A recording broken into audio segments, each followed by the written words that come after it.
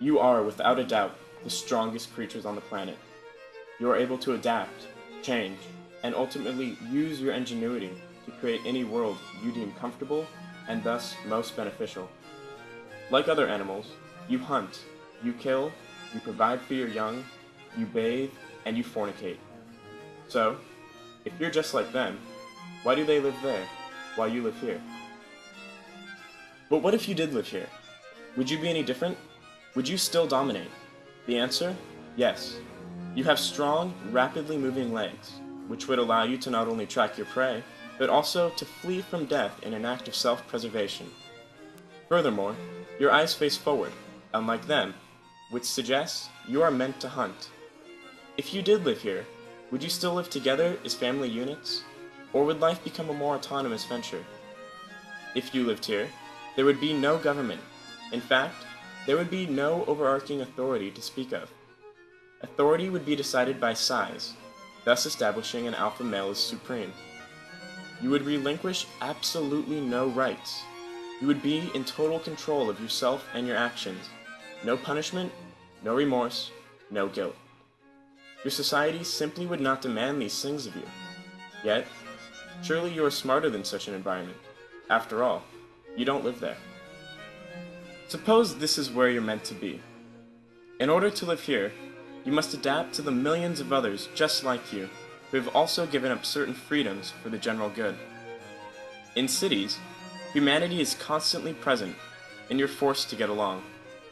You're held accountable for your actions, and if deemed necessary, punished for them. Society provides you with a home, which you don't have to build, and food, which you don't have to kill. Ultimately, society is a cushion of structure of which you have no control over.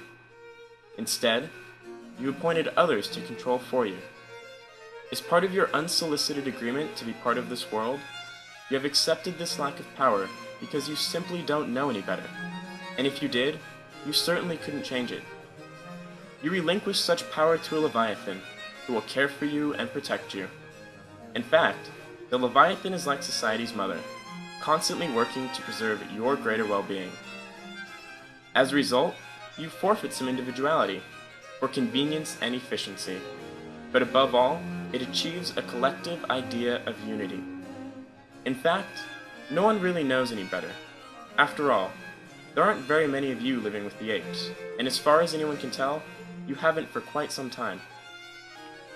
Still, this place you live isn't without its ailments.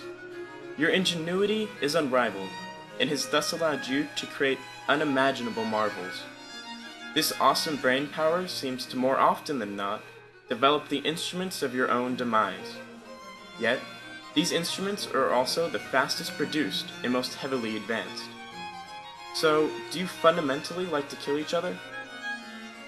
But what about illness as well? Society seems to breed death, perpetuating the spread of disease as well as germs, which you've lately become so keen on killing. Let's not forget the entire continent of disease that has developed under your safe and controlled society. Does this technology and ingenuity cause more problems than it solves? After all, technology and innovation have become your most acceptable form of competition, with bombs replacing swords and the planet replacing the Colosseums of old. So, will this never-ending quest for more be your final end? Are these innovations a result of human vanity and pride? No, of course not. You create for the good of society, for its betterment, not for nationalistic gain and comfort. Now go, you powerful, decisive human being. Go forth and assert your freedom. Take down the Leviathan. After all, independence is what you want, right?